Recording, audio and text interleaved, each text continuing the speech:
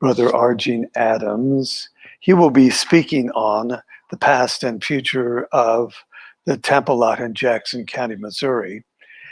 Brother Adams is an independent researcher in the early history of the Church of Jesus Christ of Latter-day Saints, who lives in Woodinville, Washington. He is past president of the John Whitmer Historical Association, a member of the Mormon History Association, and the Sons of Utah Pioneers. He is the author of this very pleasantly appointed volume, Upon the Temple Lot, the Church of Christ's Quest to Build the House of the Lord. Brother Adams, may I remind you again, if you have questions that you wish to direct to Brother Adams, you are welcome to send them at conference-questions@interpreterfoundation.org. Brother Adams. Good morning. Thank you for that generous introduction, and I appreciate the opportunity to speak with you today.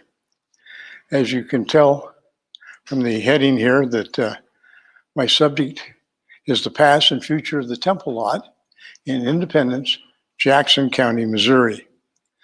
Prior to the first Mormon missionaries arriving in Independence, Jackson County, in January 1831, there was a series of events orchestrated over time by the Lord to prepare Temple lot property for purchase by a representative of his recently restored church. I will review these circumstances and the arrival of Joseph Smith in Independence in 1831, July, mention the prophet's prepared drawings of the future temple and the city of Zion, and then briefly discuss the occurrences following the expulsion of the church from Jackson County. As the church struggled with revelatory mandates given to Joseph Smith regarding the redemption of Zion, efforts to redeem Zion became a significant part of the trials of the church.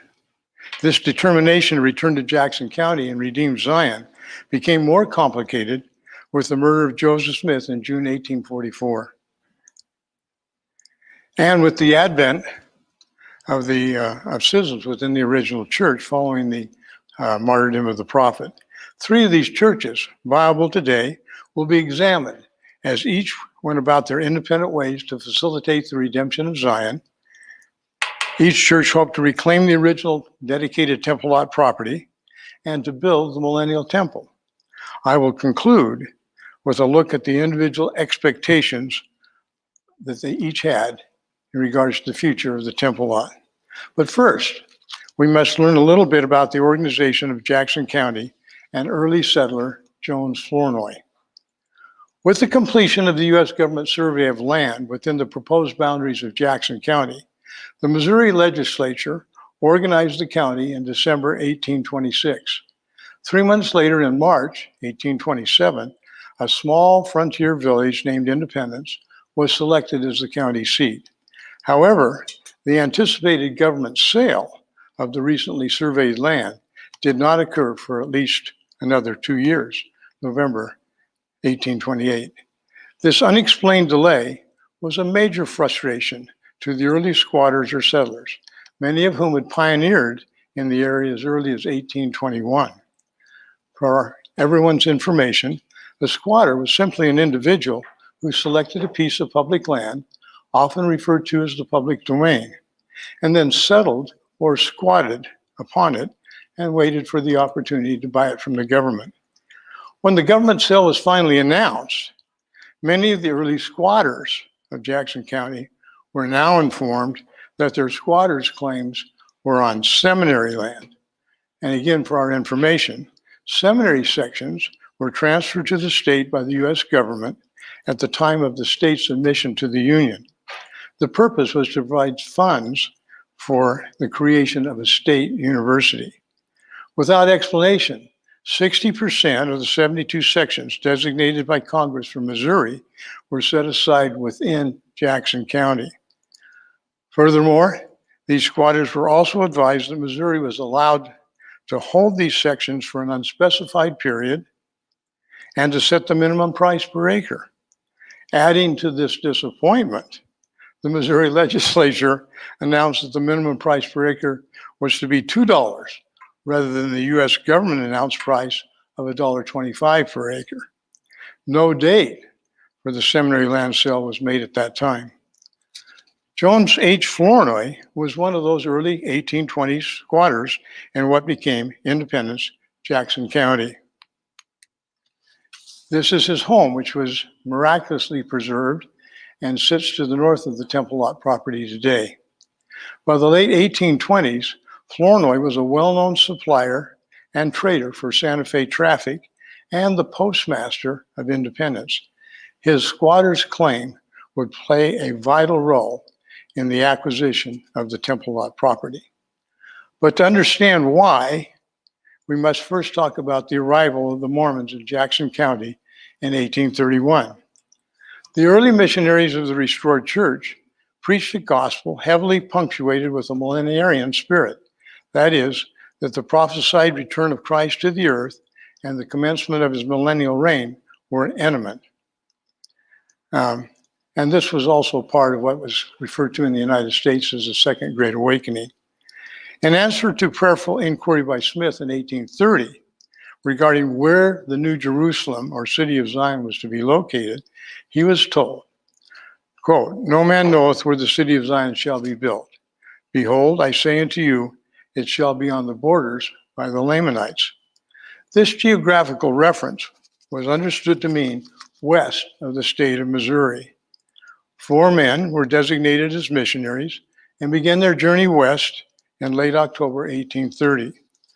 On February 9th, 1831, soon after Smith had relocated the church to Kirtland, Ohio, the Lord proclaimed, quote, "The time shall come when it shall be revealed, when the city of the New Jerusalem shall be prepared."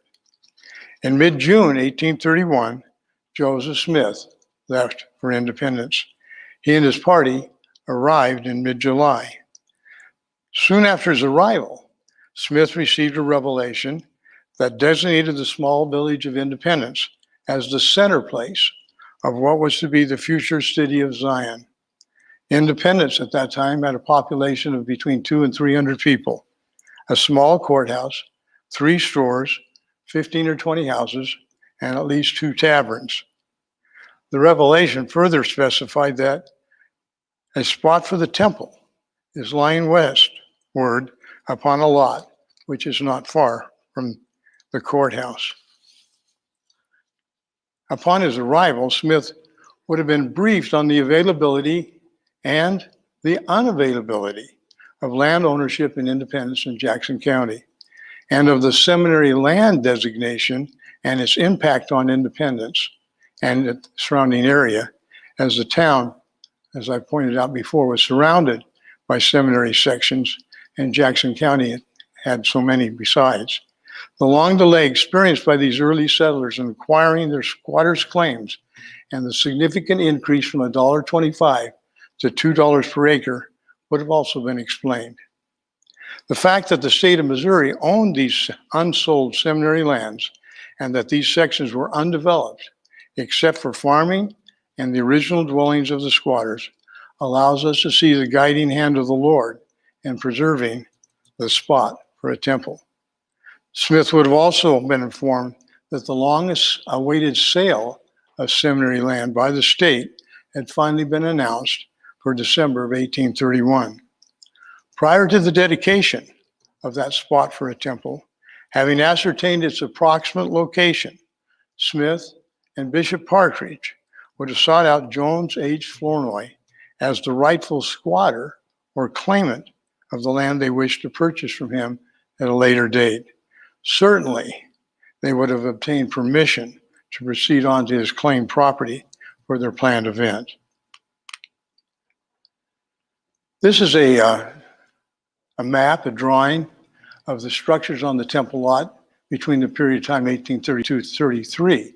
But the point I wanted to make here with the red arrow is that that's the high point of the property of the eventual purchase by Partridge from Flournoy in December 1831. So they would wander down to the lot, and that's the approximate location where Joseph Smith and others would have had their dedicatory ceremony. On August 3rd, those privileged to be part of the dedicatory ceremony would have worked their way through the brush and the trees to the highest spot on the property, as I've got indicated here. This location was approximately 2 blocks west of his home and about a half a block southwest of his abandoned trading post on the Santa Fe Trail. And as you can see, the road that goes along that makes the pie shape is the Santa Fe Trail, subsequently known as the Westport Road, and today it's Lexington. This is the dedication plaque that is in the sidewalk in Independence near the location where the event would have taken place.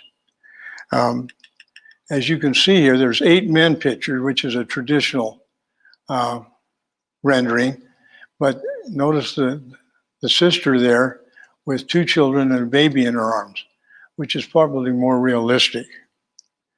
Once Smith had located the spot for the temple, he placed a stone at the northeast corner of the contemplated millennial temple in the name of the Lord Jesus of Nazareth.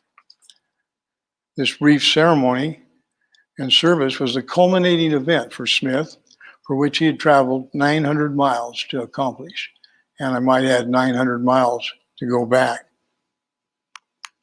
Today, this is the marker that sits on the Church of Christ property in Independence that tells you here the marker at the top of the stairs, the original marker stones in the historical count are inside their visitor centers. But I thought this would be a good one just for us to kind of get a feel for where this all is. On August the 9th, a few days later, Smith and party left Independence for the return trip to Kirtland. Bishop Edward Partridge was instructed to preside over the church in Jackson County. As a priority, he was also to complete the acquisition of the temple lot property from Flournoy in December. And, as planned, Jones Flournoy purchased his 160-acre squatter's claim on December the 12th, 1831, for $320. 1 week later, on December 19th, Partridge purchased from Flournoy a 63.27-acre parcel, which included the dedicated temple site, for $130. Although the July revelation that we previously talked about had contained instructions about where the location of the temple for the city of Zion was to be, no description of the manner in which the temple should be built was provided until 2 years later in June of 1833. At that time, Joseph Smith and his counselors received a vision which they viewed the plans for the Kirtland Temple, carefully observing its structure and design. Although the presidency's vision specifically addressed the Kirtland Temple, the Independence Temple, the plan, that is remarkably similar in window layout, floor plan, and interior details. A few weeks after the vision, a sketch of the Independence Temple and the plan for the city of Zion were mailed to the saints in Missouri. This is the original sketch provided by the brethren in Kirtland, signed in the bottom right corner by Frederick G. Williams, of what the temple was to look like. And those of you that are familiar with the Kirtland Temple, you'll certainly see the similarities. And this is the side view, complete with its 19 windows of the temple drawing. And third, this is the city of Zion plat. And in the center is where the 24 temples are at its center, as I mentioned. Most of them dedicated for church administration by the various priesthood quorums. According to Smith, the city as a whole was supposed to contain 15 to 20,000 people, with sufficient farmland to supply the residents' need outside the city on the north and south sides. Unfortunately, the citizens of Jackson County met on July 20th, 1833, to deal with their, quote, Mormon problem. Sadly, the meeting culminated in the destruction of the church press and other deprivations. The situation in Independence and throughout the county continued to worsen over the next several months. And by early November, 1,200 saints were driven out of the county. And so the redemption of Zion begins. With the forced exodus and abandonment of the temple lot property, a great concern was manifest by church leaders regarding the dedicated site for the Millennial Temple. The physical return to independence and the reacquisition of that 63-acre parcel became and continues to be a part of the ongoing history of this sacred space. Joseph Smith was advised of the July troubles in Jackson County by Oliver Cowdery upon his return to Kirtland in mid-August 1833. 2 months later, Smith received what must have been an unsettling revelation while he and Sidney Rigdon were on a brief mission to Perrysburg, New York. Quote, "And now I give unto you a word concerning Zion. Zion shall be redeemed, although she is chastened for a little season." 4 months later, in February 1834, Parley P. Pratt and Lyman White arrived in Kirtland to advise Joseph Smith of the pitiful situation of church members now in Clay County, they having been forcibly driven from their homes the previous November. Shortly thereafter, on February 24th, 1834, Smith announced, quote, that the redemption of Zion must needs come by power. Led by Smith, the church responded with a recruitment effort to redeem Zion. Under his direction, approximately 200 men assembled at New Portage, Ohio, and departed on May the 8th, 1834, for Jackson County. This quasi-military organization has since been known as Zion's Camp. 6 weeks later, however, while encamped on the banks of the Fishing River in Clay County, word was received that there would be no assistance from Missouri Governor Dunklin, as had been promised and anticipated in facilitating their efforts to regain their lost holdings in Jackson County. Shortly thereafter, on June the 22nd, 1834, Smith received further revelation, quote, "Therefore, in consequence of the transgressions of my people, it is expedient in me that mine elders should wait for a little season for the redemption of Zion." Zion's Camp was officially disbanded on June 30, 1834. So the redemption of Zion is postponed. After a 4-year effort to strengthen the church in Northwest Missouri, the saints soon found themselves once again contesting with their neighbors, which, unfortunately, resulted in the October 1838 infamous extermination order of Governor Lilburn W. Boggs. With the church's departure, the near-term hope of redeeming Zion was replaced with a, quote, delayed expectation. That is, that the church would have to wait for a little season for the redemption of Zion. Regrouping in Nauvoo, Illinois, the church prospered for a season. However, after the murder of Joseph Smith in June 1844 at Carthage, the church struggled over the question of leadership. Several men, besides Brigham Young, claimed the deceased Smith's prophetic mantle, some of whom attracted a large number of adherents. However, as the claims of these various individuals faded, two significant new alliances developed in the Midwest. First, the Church of Christ, and second, the New Organization. The Church of Jesus Christ of Latter-day Saints, under the direction of Brigham Young, soon made plans for a near-term departure to the Great Basin of the American West. And so the redemption of Zion begins again. The first church, with Mormon roots to stake a claim in independence after the exodus from Missouri in 1838-1839, was the Church of Christ, which assumed the original name of the church. Beginning in the winter of 1852, scattered members located in north central Illinois began to meet together at the home of local leader Granville Hedrick, an elder in the original church.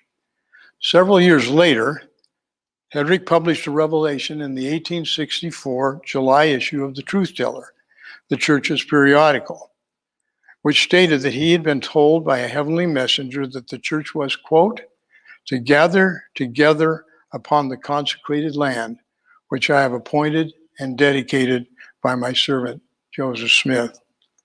When church members relocated to Independence in 1867, they discovered that the city had annexed the temple property. This is what's known as a bird's eye view of Independence in 1868. This is only 1 year, and very coincidental, after the Church of Christ members arrived from Illinois. The arrow at the top up there points to the bend in the Santa Fe Trail, and the inset is to the high right corner, showing some of the original buildings still existing on the temple lot property from the 1830s.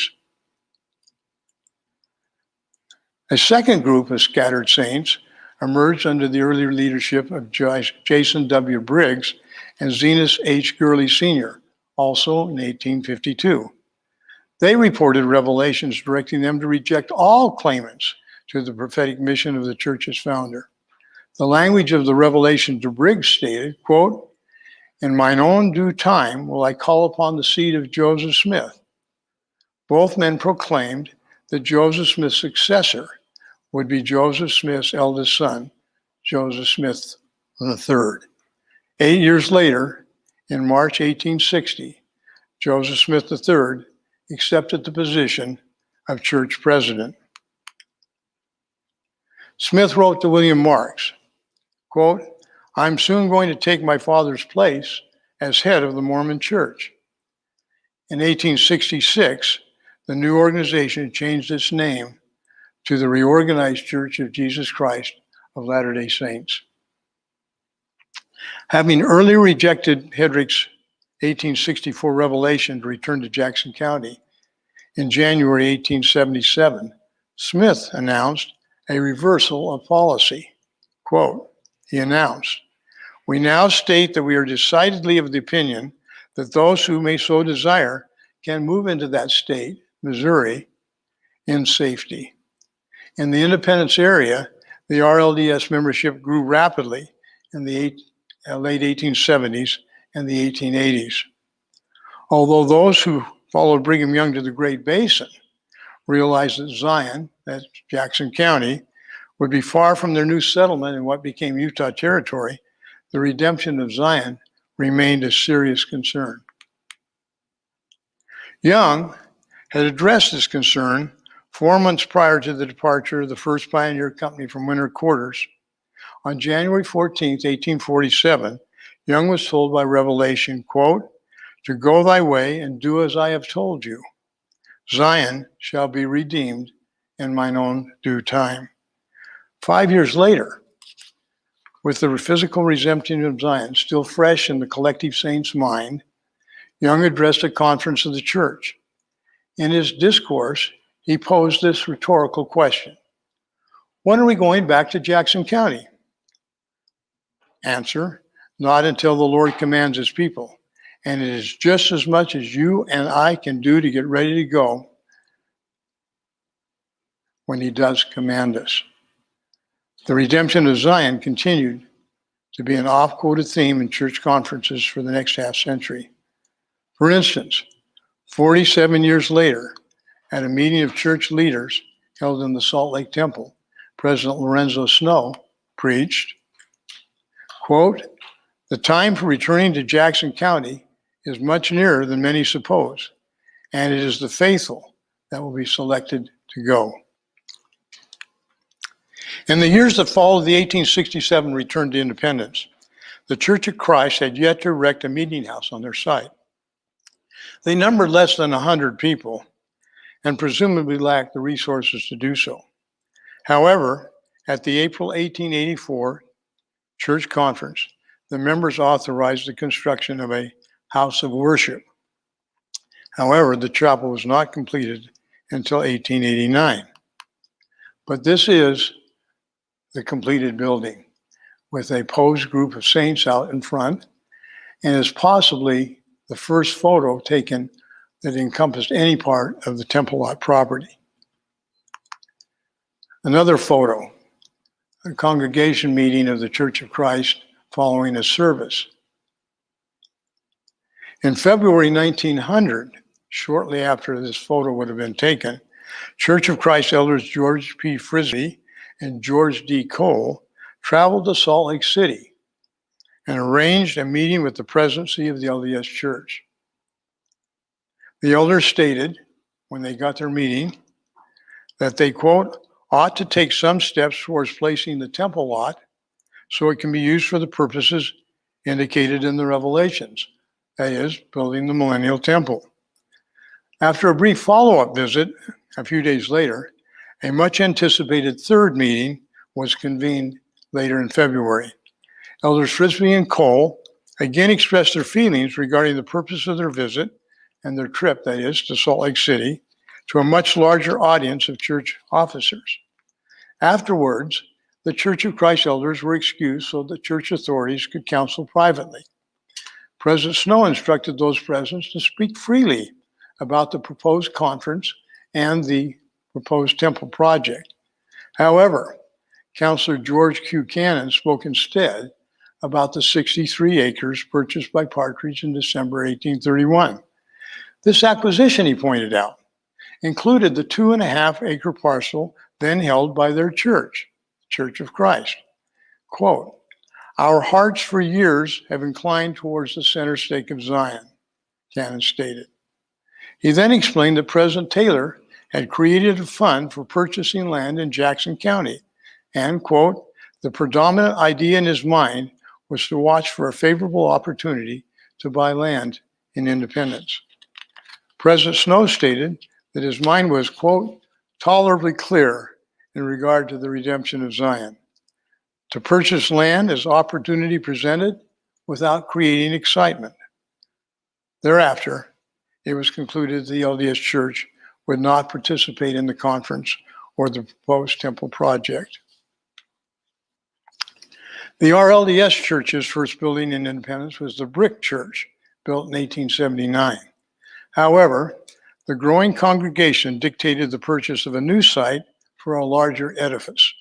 Property was acquired immediately and directly north of the temple lot property. By April 1892, the stone church was ready for occupancy. And here you can see the 1892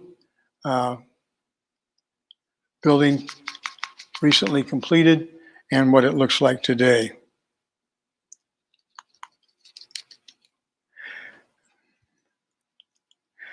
The February 1900 meeting with the Church of Christ elders seems to have sparked new intensity by LDS church leaders to get on with the redemption of Zion.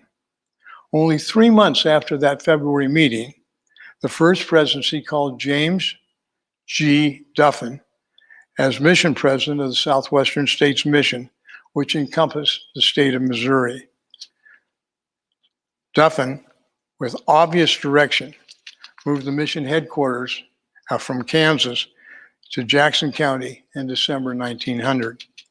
During the next 3+ years, Duffin conducted a quiet search for property on the temple lot, and in April, he acquired the 26-acre parcel of which this view here is part of. It included 20 acres of the 25, that is, were from the original temple lot purchased by Partridge for $25,000. The money provided to Duffin for this acquisition came from a church fund established for Jackson County, for the Jackson County Temple, and to purchase land in Independence, Jackson County, Missouri, and for the redemption of Zion. Here are receipts dated 1904 and 1905. The one on the left, handwritten, shows that the donation is for the Jackson County Temple Fund. The one on the right, pre-printed just a few months later, and showing number 20, indicating there's 19 other people that have donated prior to this, shows that the donation is for the Independence, Jackson County, Missouri, and the redemption of Zion. Samuel O. Benyon replaced Duffin as Central States Mission President in 1906.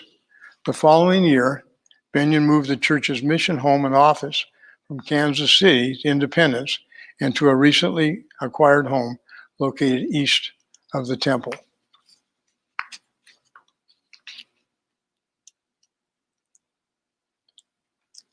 In 1912, ground was broken for the first LDS chapel, also on land purchased to the east of the temple lot property and close to the mission home.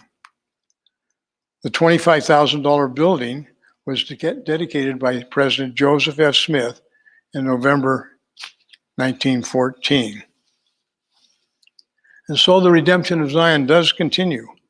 While the physical presence of these three church organizations had well been established by the 1920s, the building of the Prophesied temple was another matter.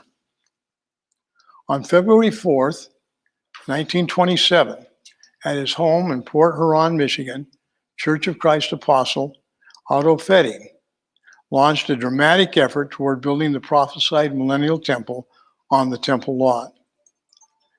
That morning,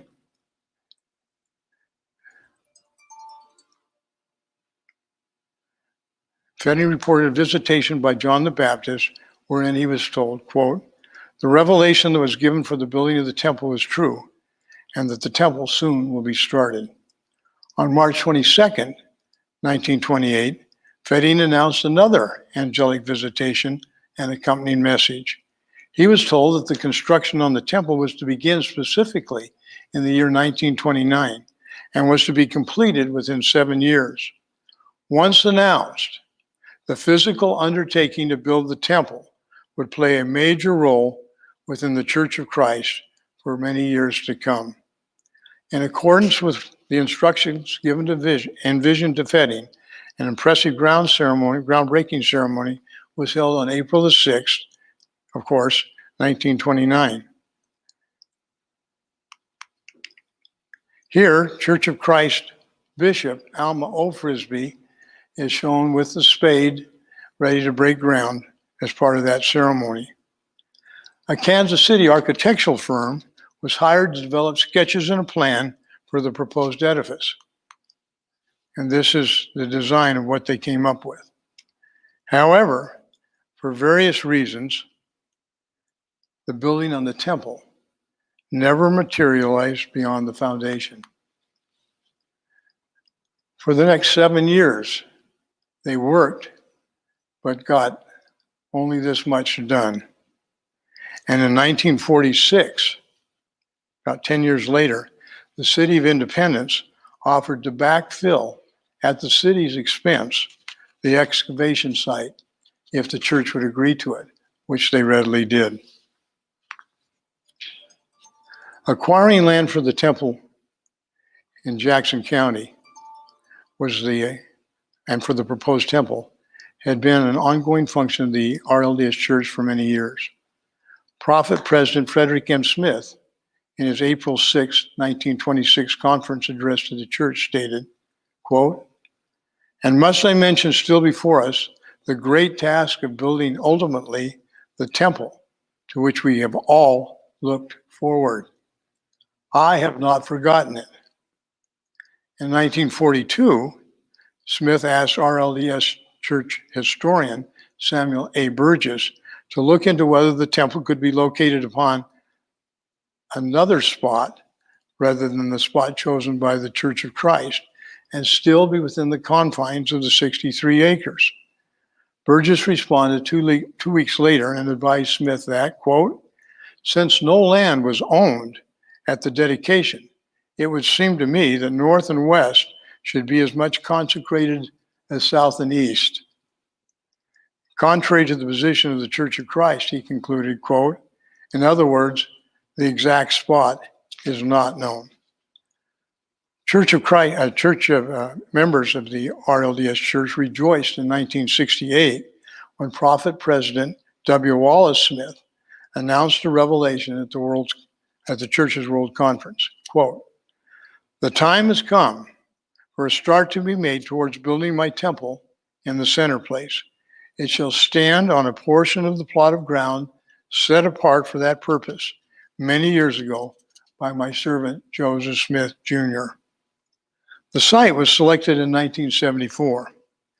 At the April 1984 World Conference, the long-awaited revelation setting the building process in motion was announced by Prophet President Wallace B. Smith.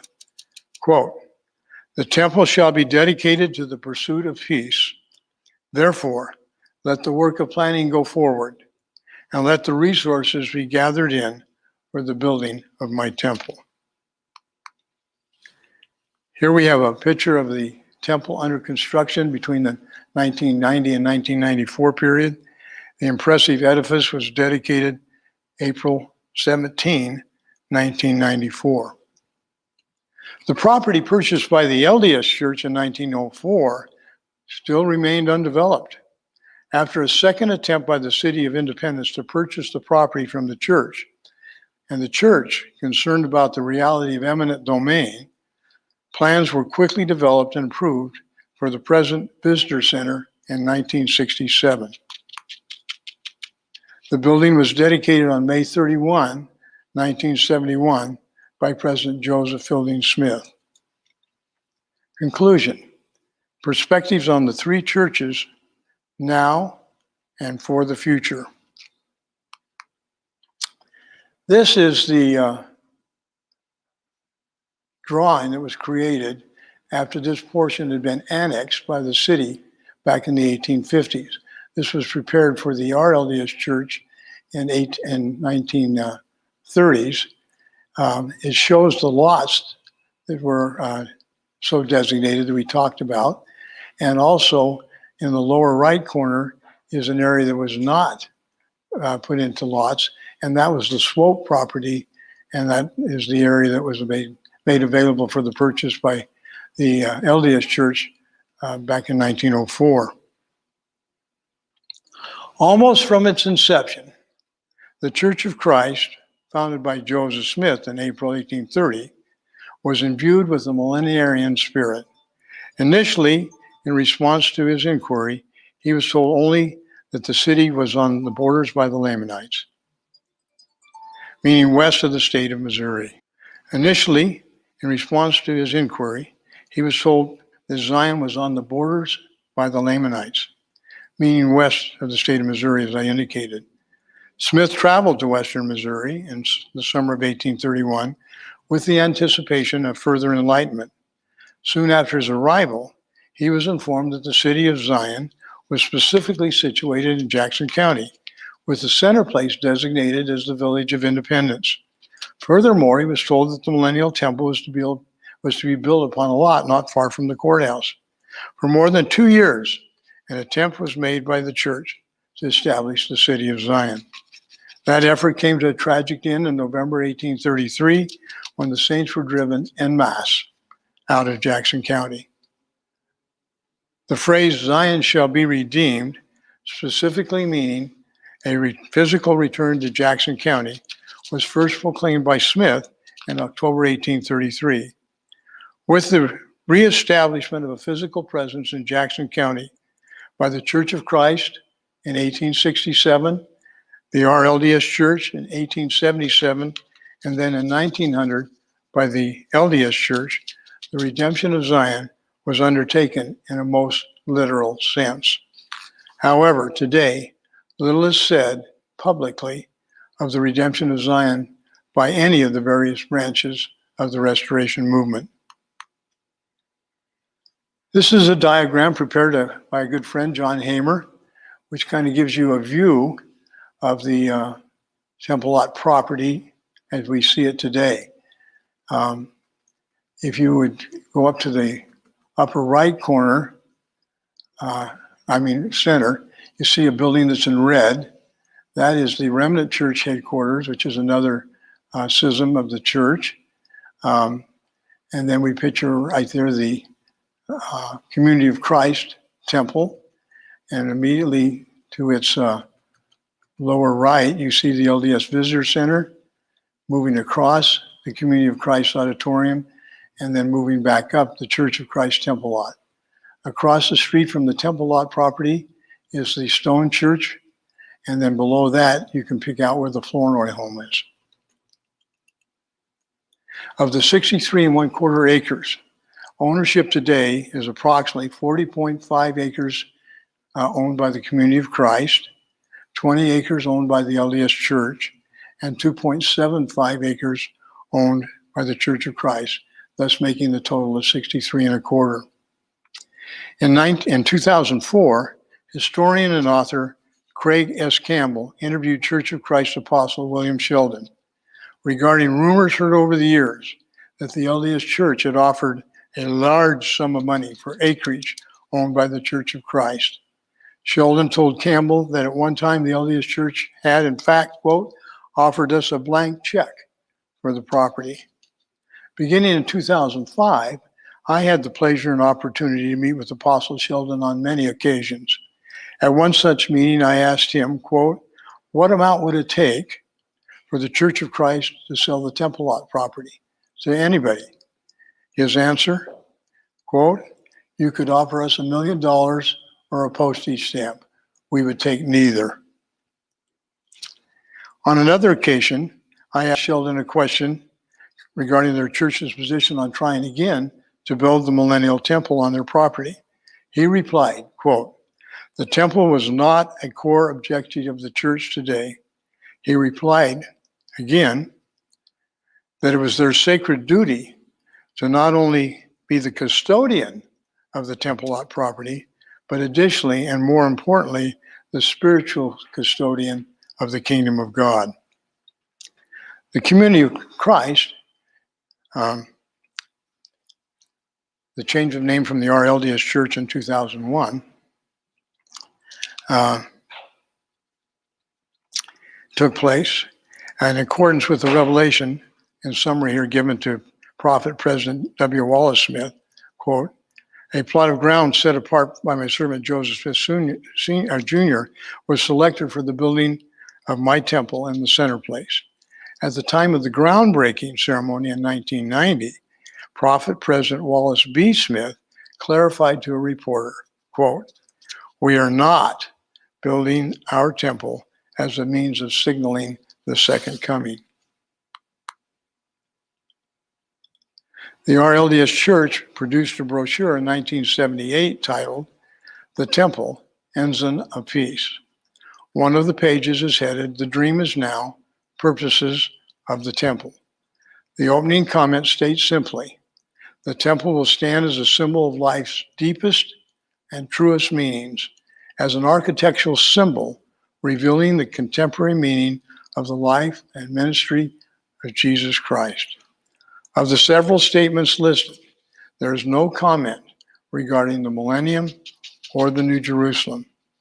In a related comment, Campbell stated, quote, the RLDS Church in the 20th century has reversed direction from a millenarian and literal theology towards a more diverse non-millennial doctrinal atmosphere.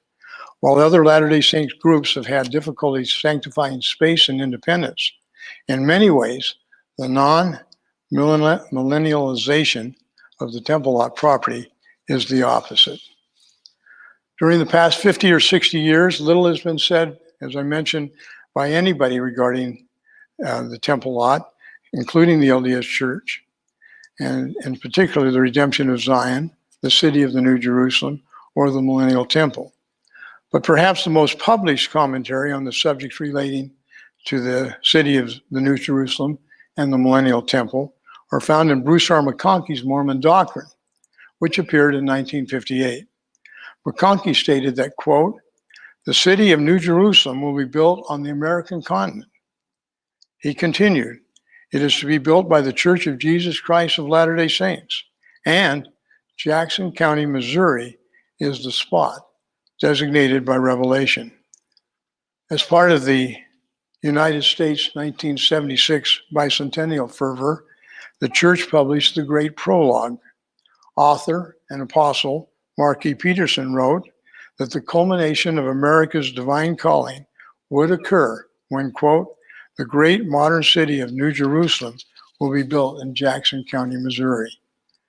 Interestingly, only 3 years later, in 1979, the LDS Church quietly edited the 10th Article of Faith. Prior to this date, the 10th Article of Faith stated that Zion will be built upon this, the American continent. Beginning with the 1979 publication of the Scriptures, the 10th Article of Faith now reads that Zion, the New Jerusalem, will be built upon the American continent. Some may dismiss this rewording as simply more than a simple clarification. However, the fact that the name of the millennial city of New Jerusalem was added to the language specifically and shortly after the publication of the Great Prologue certainly signified that the church had not distanced itself from the early revelations given to the prophet Joseph Smith. Rather, the church subtly added significance to this tenet of basic belief. In October 2008, nearly 40 years after the dedication of the Visitor Center, and to meet the needs of the growing church membership in the surrounding three-state area, the church announced plans to construct a temple in Kansas City vicinity. An impressive dedication ceremony occurred in May 2012. The physical location of the temple, however, is situated in Clay County, about 12 miles north of Independence. Perhaps to allay membership concerns, postulating that the millennium was at hand, the church may have deliberately chosen an alternative location for this temple, rather than utilizing the acreage purchased in 1904. Final thought. What else is required? And perhaps most importantly, what further direction will be forthcoming regarding the millennial temple and the city of the New Jerusalem? Regarding the ultimate fulfillment implied in the adage, redemption of Zion, perhaps the statement of Church of Christ Apostle William Sheldon is applicable to all of the expressions of the restoration. He said, quote, "We will simply await the Lord's direction," end quote. His thoughts are similar to those of LDS Bruce R. McConkie, who wrote, referring to the millennial temple, quote, "It shall be built when the Lord directs." One thing is for certain about the future of the center place of Zion. The Lord said, quote, "There is no other place appointed than that which I have appointed. Neither shall there be any other place appointed than that which I have appointed for the work of the gathering of my saints." Thank you very much.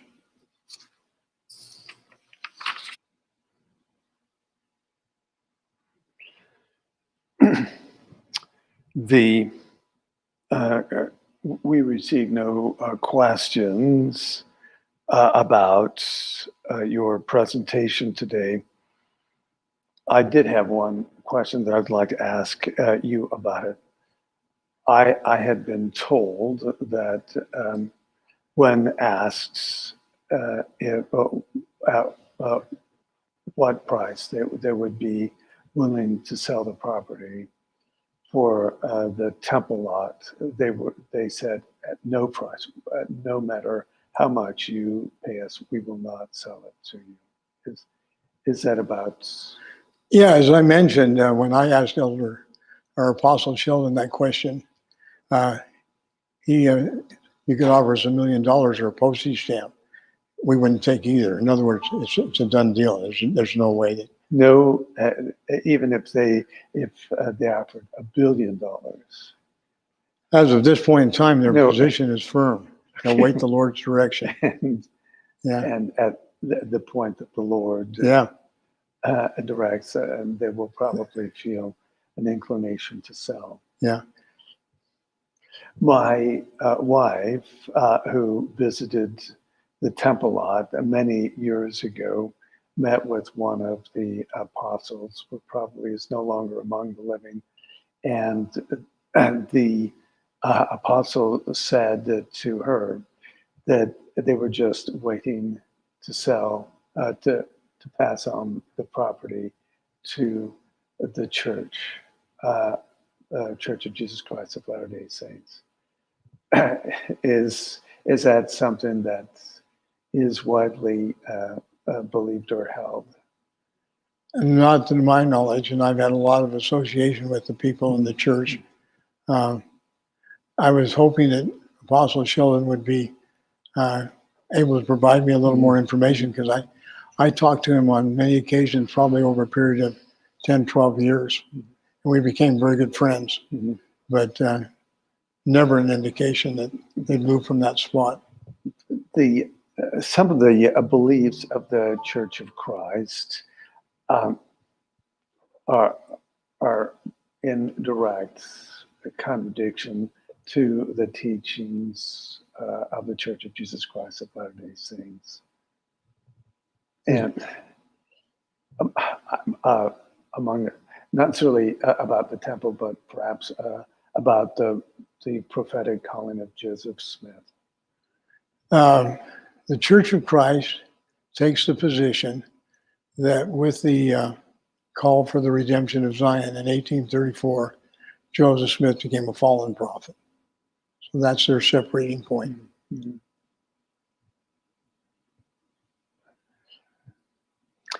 How about the Book of Mormon? They are right down the line on the Book of Mormon. I've sat in many Sunday school classes, and it wasn't any different than sitting in a gospel doctrine class in the LDS church. Yeah.